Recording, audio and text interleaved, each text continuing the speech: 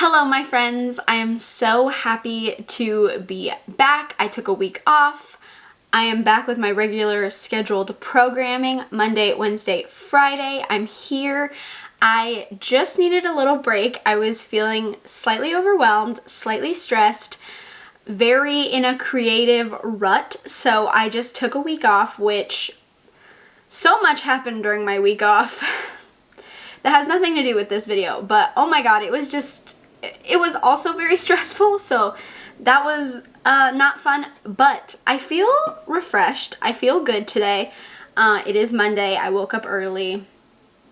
I don't know, I'm feeling good. So today we're doing my February reading wrap-up. I feel like this video is going to be 800 years long. I read 14 books this month, and I have to say, out of the 14, only 3 are physical copies. I read so much on my Kindle this month. I don't know, well, it's now March, so last month, not this month. Whatever.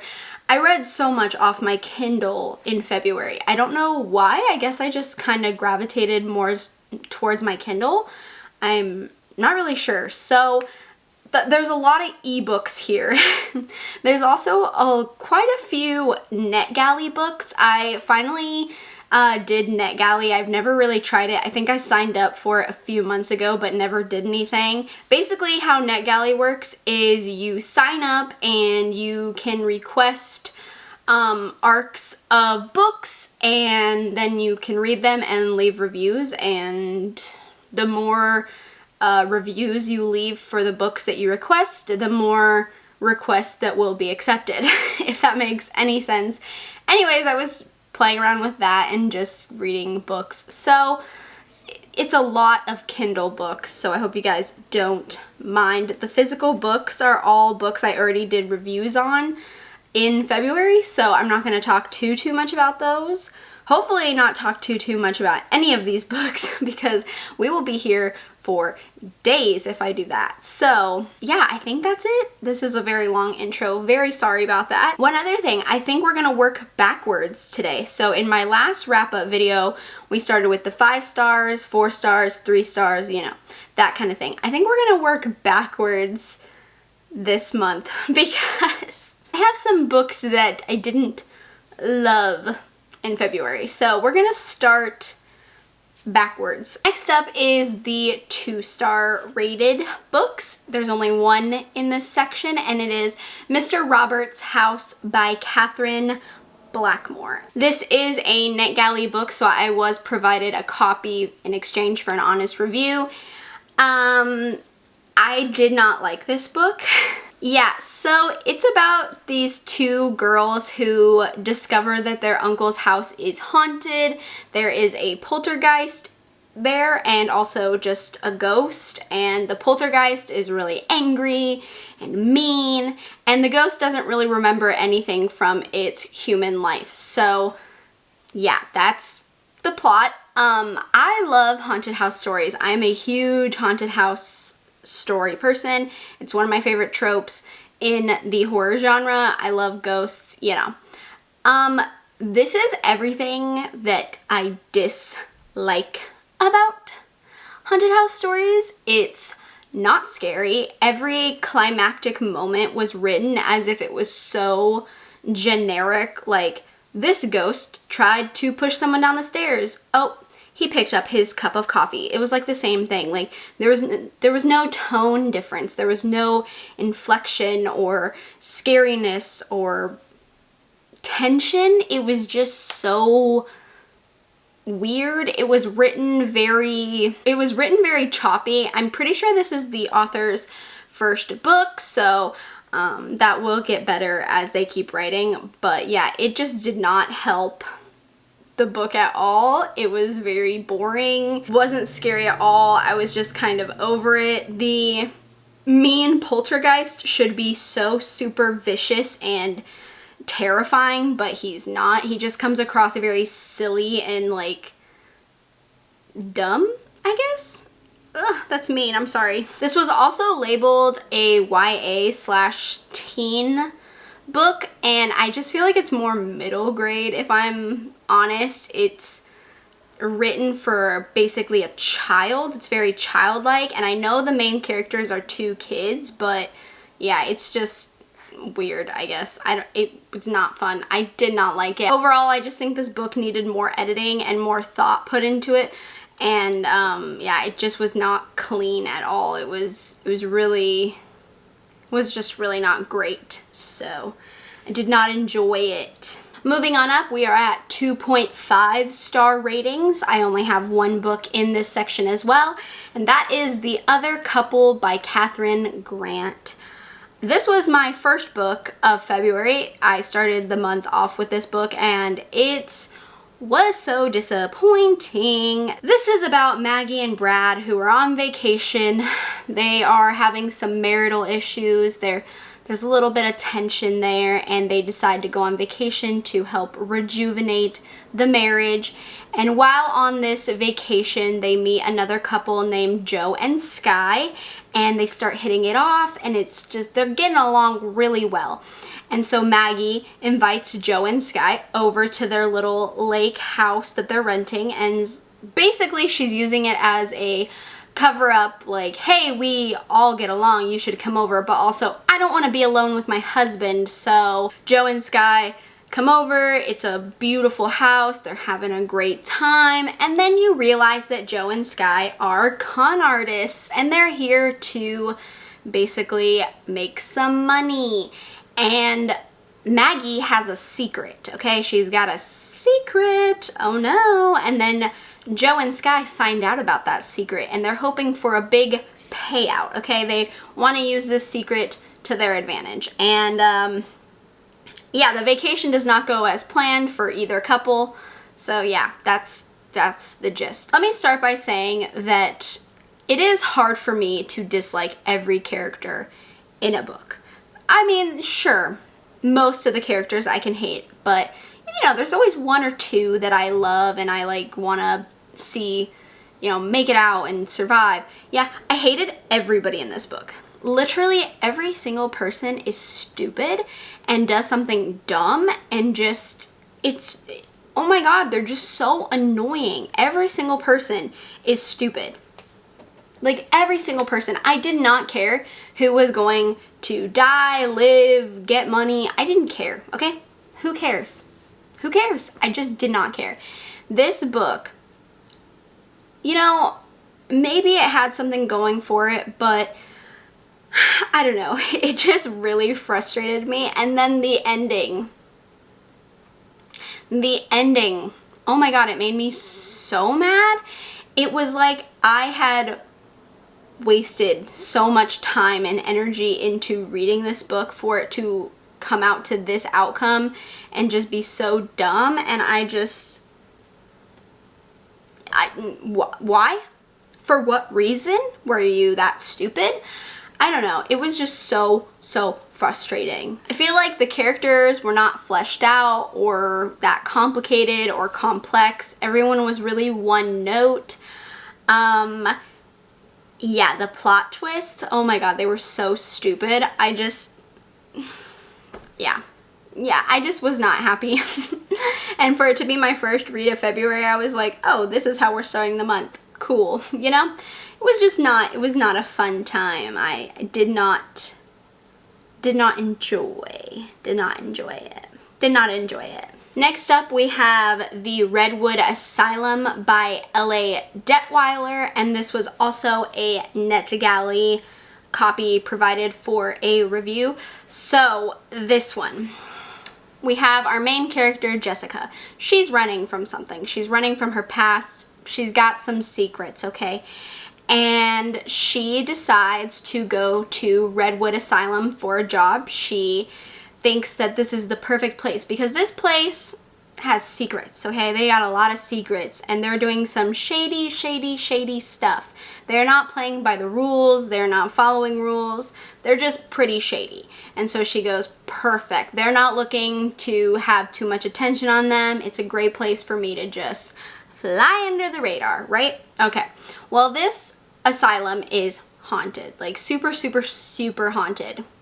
Pretty typical. I feel like most asylums are haunted anyways. So there's this patient there. He's in room 5B, so that's what they call him, 5B, and he gloms onto Jessica. He just zeroes in on her. He's like, ooh, Jessica, you know? 5B basically begs Jessica. He says that she's his only hope. She's the only thing that's gonna stop this from continuing. She has to help him, yada yada. Okay, so Jessica starts looking into this whole 5B mystery, and she starts uncovering some secrets of Redwood and starts realizing that not only are they like shady, they're like really shady, you know? Okay. That's the plot. I started out really liking this book. I liked the pacing. I liked the way it was written. I thought that was really well done. I feel like it's hard to go wrong with a story set in an asylum because asylums are already really creepy. So you already have the creepy backdrop for the story. It's pretty easy to work with. However, I just feel like this book wasn't anything unique or anything different. I don't feel like it fully brought anything new or fresh to the whole asylum trope kind of thing. It just didn't feel special or different, I guess. Jessica is also a really annoying main character. I just really didn't like her, which is fine. You don't always have to like your main character, and sometimes it's good to have a main character who's, you know, bad or irritating. That's like the point, but she was so frustrating, and sometimes reading from her perspective, I was just like, shut up. Shut up, shut up, shut up, shut up, shut up. Oh my god, I don't care. I don't care about you. I don't care. I just couldn't root for her. I couldn't form any emotional connection. No, didn't care. Get out of my face. Bye. The ending, it was pretty predictable. I did see it coming. Again, not anything really new or different.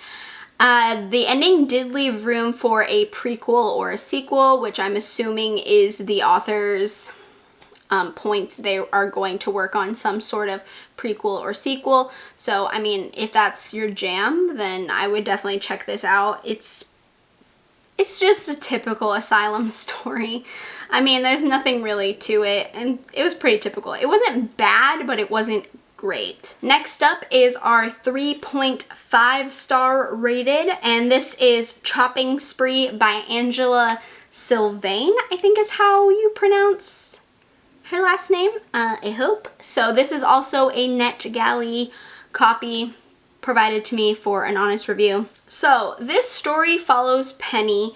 She's a teenager. She gets a job at an 80s themed mall with her friend. She works at a really hip clothing store, and while she's at work, she notices that all her coworkers are wearing this symbol. Okay, they're wearing the same kind of symbol, and she feels left out. She's like, okay, why doesn't anyone include me in on this little thing that we're having? Why am I excluded, you know?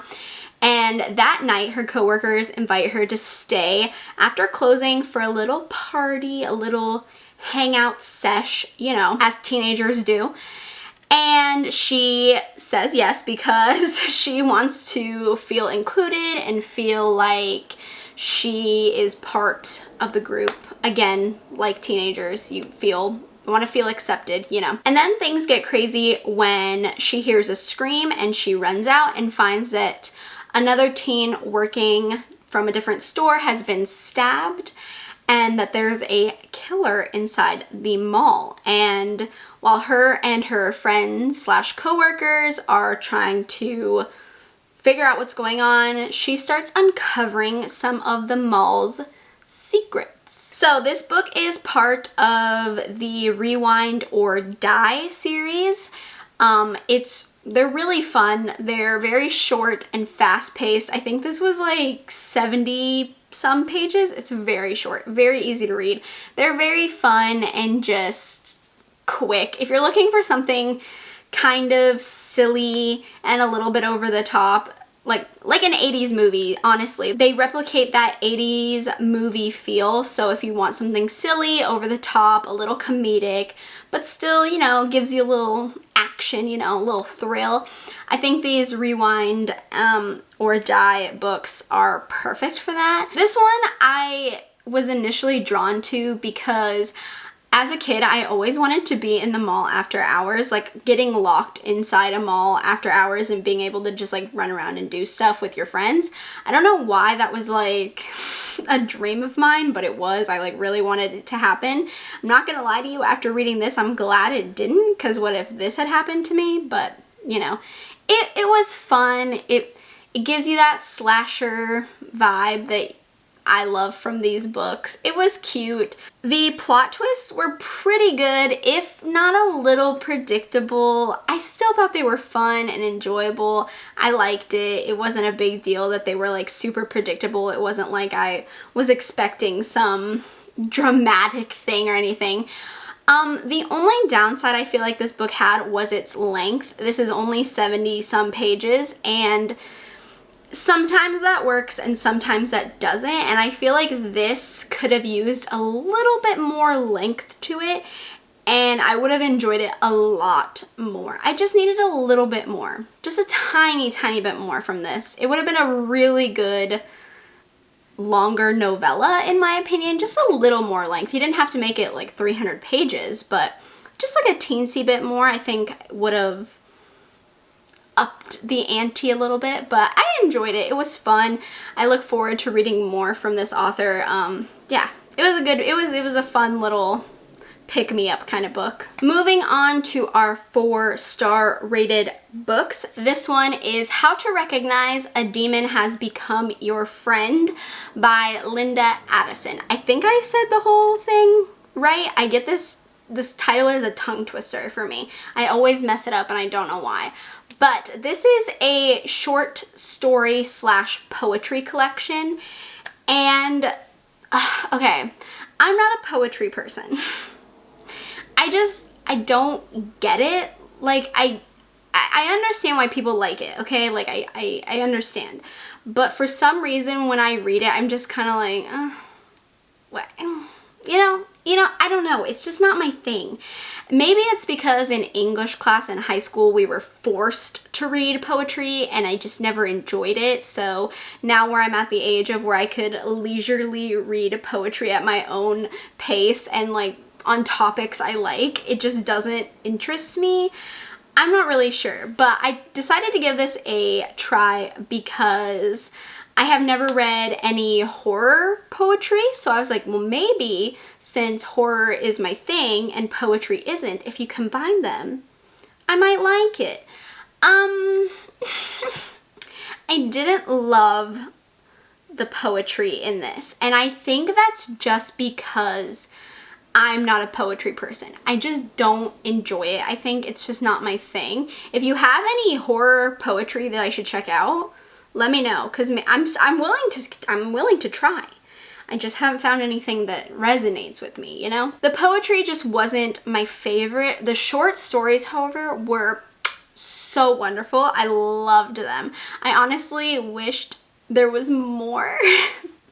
I wish there had been less poetry and more short stories, but I think that's just a me thing. But they were so much fun. They were so good. They were very fast and easy to read, but just so enjoyable. I really don't have anything negative to say about this collection. It's just that I didn't care for the poetry, but again, I think that's just a me thing and not the author's fault. You know, it's just me being not a poetry person. So overall, I really enjoyed this collection. If you love poetry, you love horror, definitely check this out. It's really good. I wish I liked the poetry more. Yeah. Next up, we have Reception by Kenzie Jennings. This is about Ansley. She is in rehab and she is going through withdrawals currently when her sister wants her to be a part of her wedding. She wants her to be a bridesmaid. And Ansley doesn't really want to go, but she wants to be there for her sister, so she decides, okay, I'm gonna go, I'm gonna be a part of the day, I'm gonna suck it up, it's gonna be fine. She's pretty much the black sheep of the family, especially because she's in rehab right now. Her family just kind of looks at her as an embarrassment. So she decides to go, and the wedding is being held at this resort that is very isolated and has zero cell reception. It's basically just you and the people there. That's about it. You're not gonna see anyone else. No one's gonna be able to reach you. You're not gonna be able to reach anybody, which is very scary. I mean, tensions are high. There's family drama, you know, Ansley's an embarrassment to her family. She doesn't get along with her sister's fiance. She doesn't really like him. So the tensions are high, okay? There is just a lot going on. And then when things can't possibly get worse, it turns out that the groom's family are cannibals, and the meal on the menu is Ansley and her family. So yeah.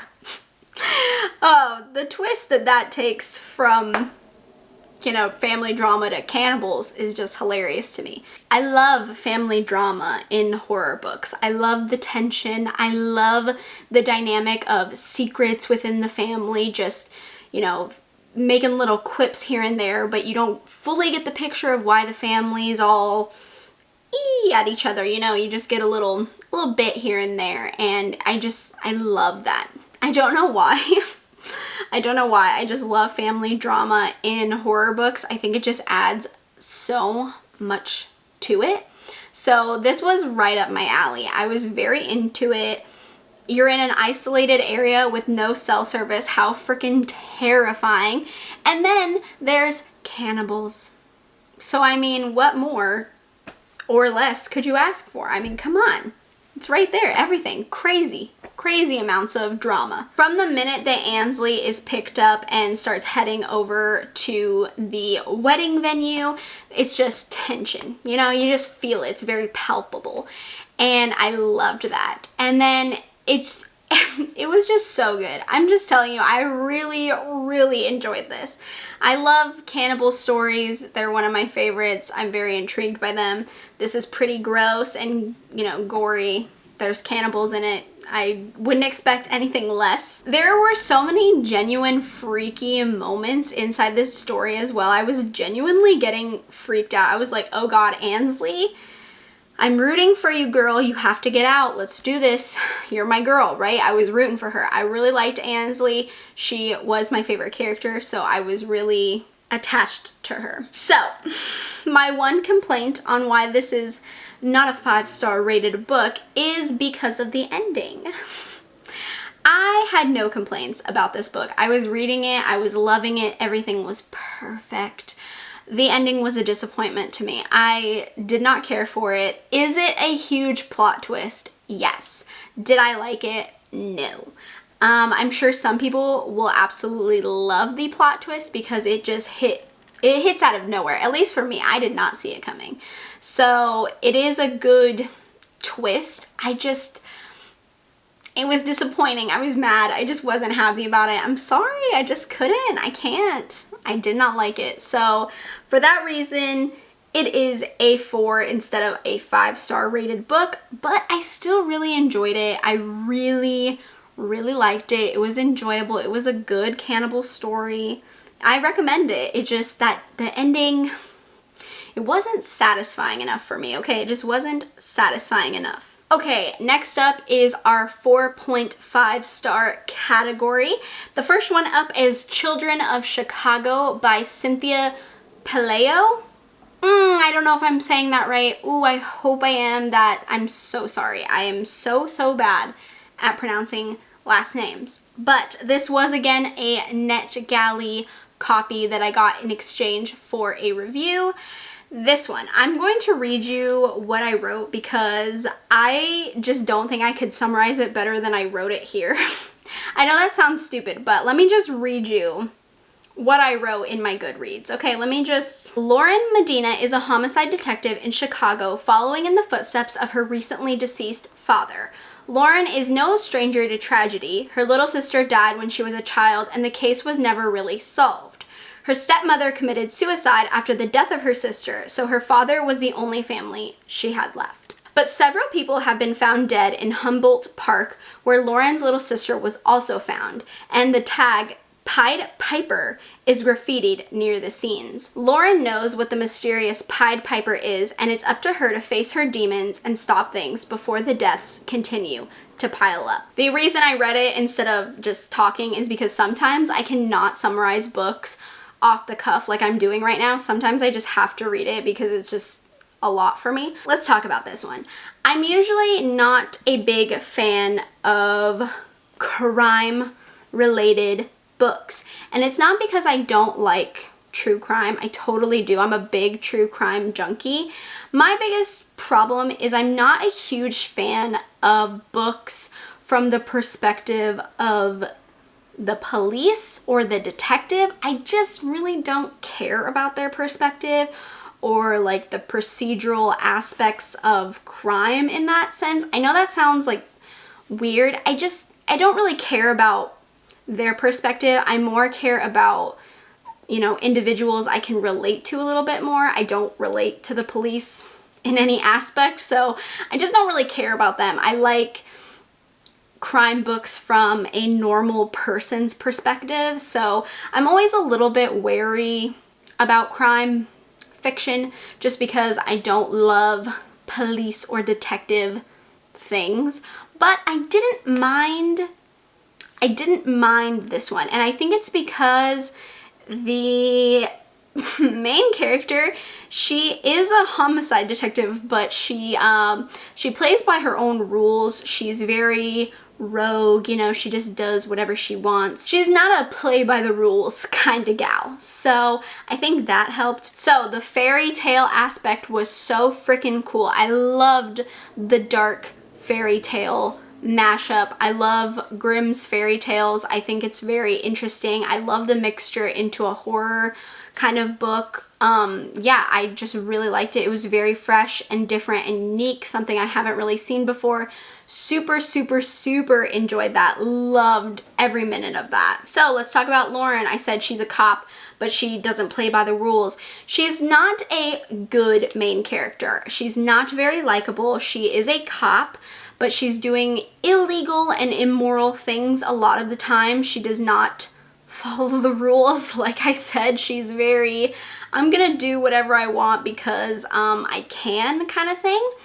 But again, I don't dislike unlikable main characters. It's fine as long as they have a purpose, as long as there is a reason for them to be unlikable, which in this case there is.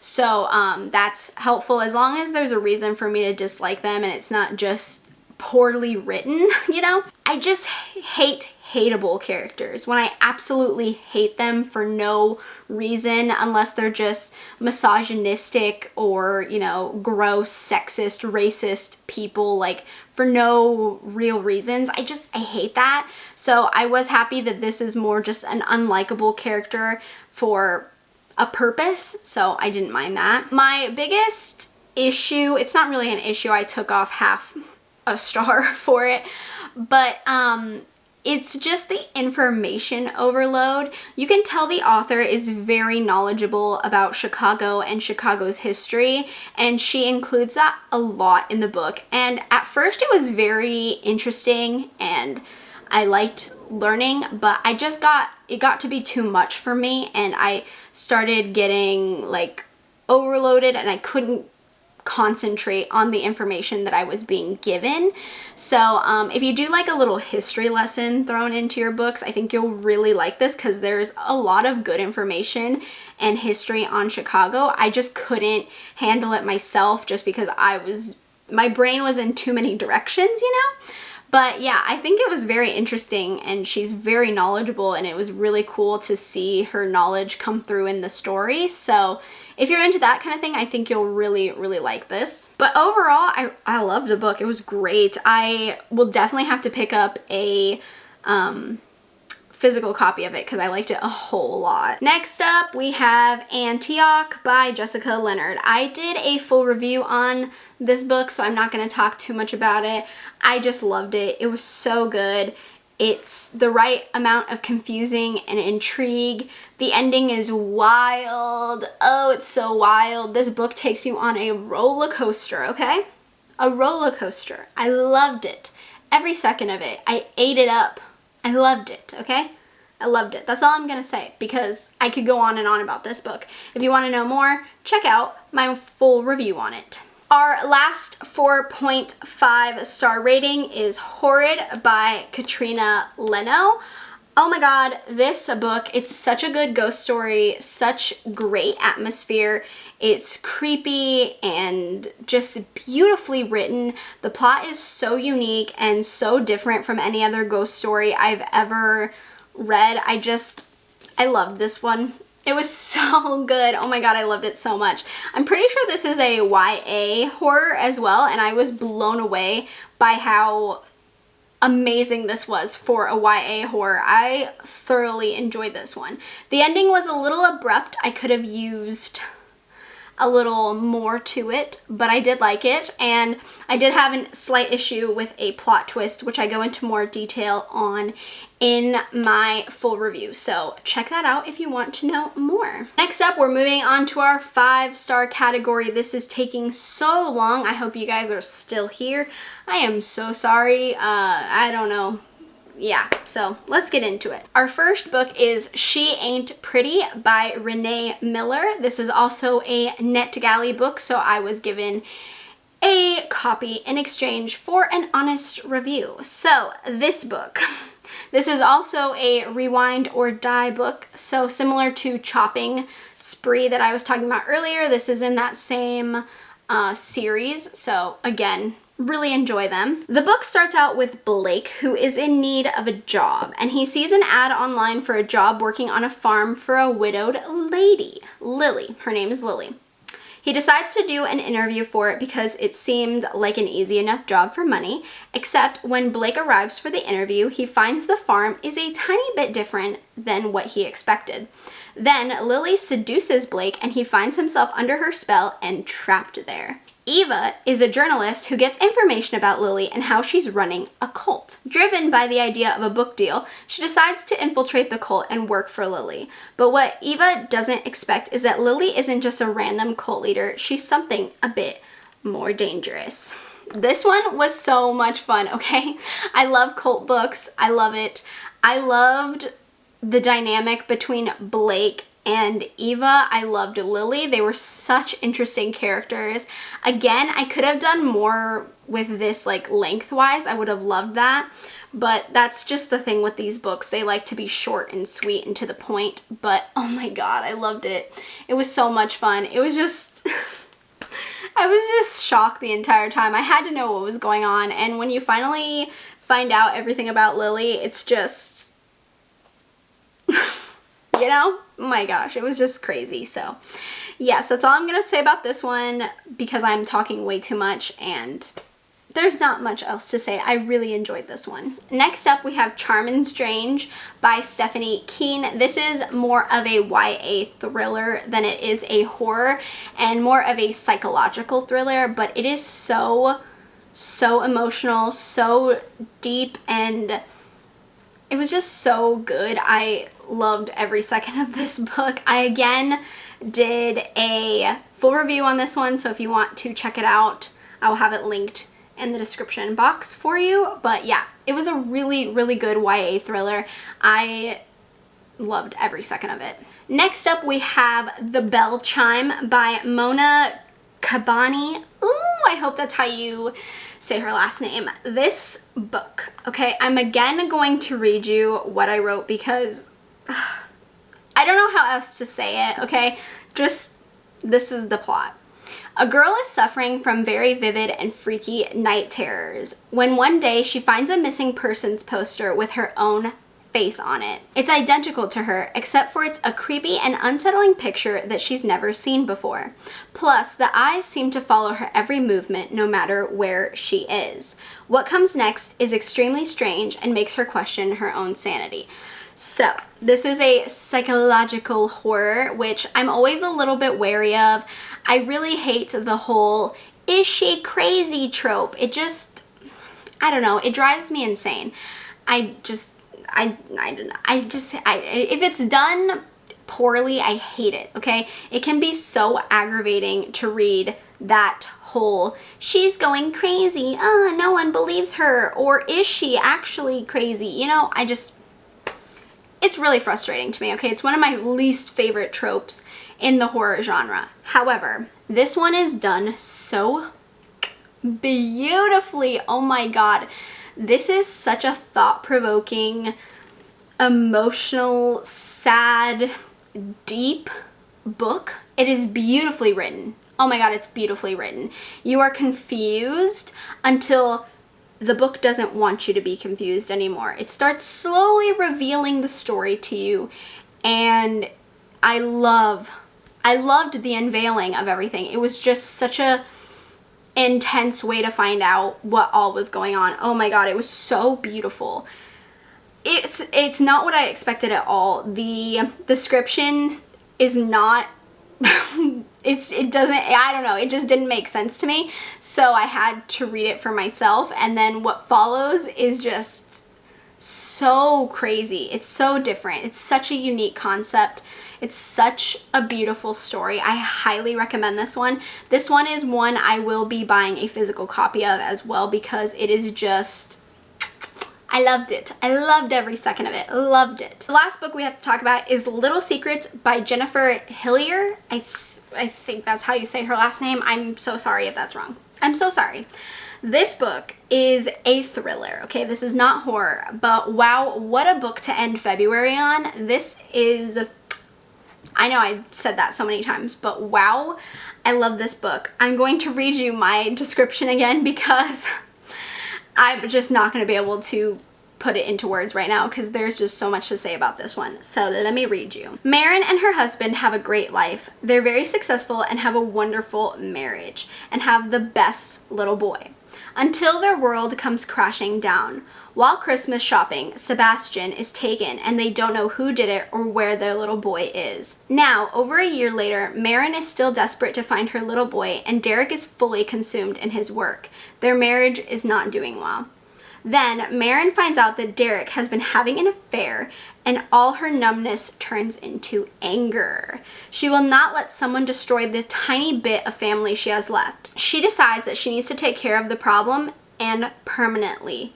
Oh my god, I have so many emotions about this book. First, the first chapter is Sebastian getting taken.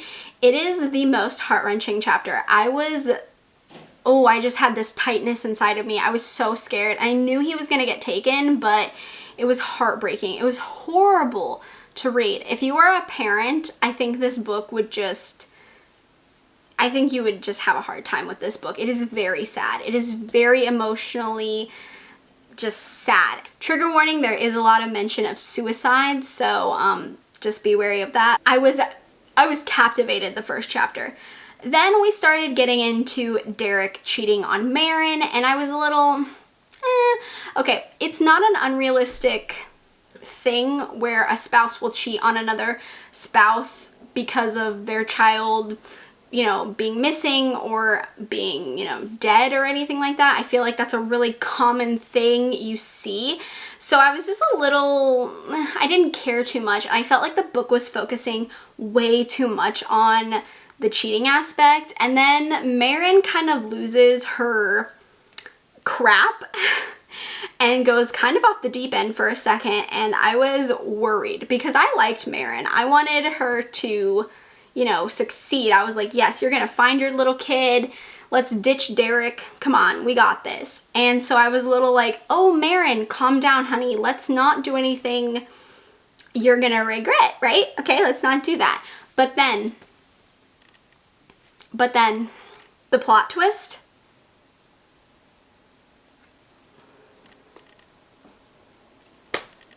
Wow, my god, that plot twist was crazy. It was so good. So the beginning caught me. The middle, it lost me a bit. I was still there. But then it reeled me back in, okay? It was an amazing book. 5 stars. It was so good. Obsessed. Such a good thriller. I might have to buy a physical copy of this one as well because it was good. Yeah. And there you have it, my friends. My February reading wrap up. That took me way too long. I am so sorry. Please don't hate me for how long it is. I'm so sorry. But, you know, I haven't been here for a week, so maybe that's good that it's a long video. I'm sorry. Don't hate me. Okay, so we're back to our regular scheduled programming. I will see you guys on Wednesday with another video. If you enjoyed this video, please give me a thumbs up. It lets me know what kind of content you enjoy from me. That way I can keep providing you with that kind of content. Feel free to subscribe to my channel if you haven't already. We can become friends, talk about books, makeup, horror, all kinds of things. I do a lot on this channel, so hopefully there's something for everyone. And with that being said, I hope you guys are having a wonderful, wonderful day, and I will see you in my next video. Bye!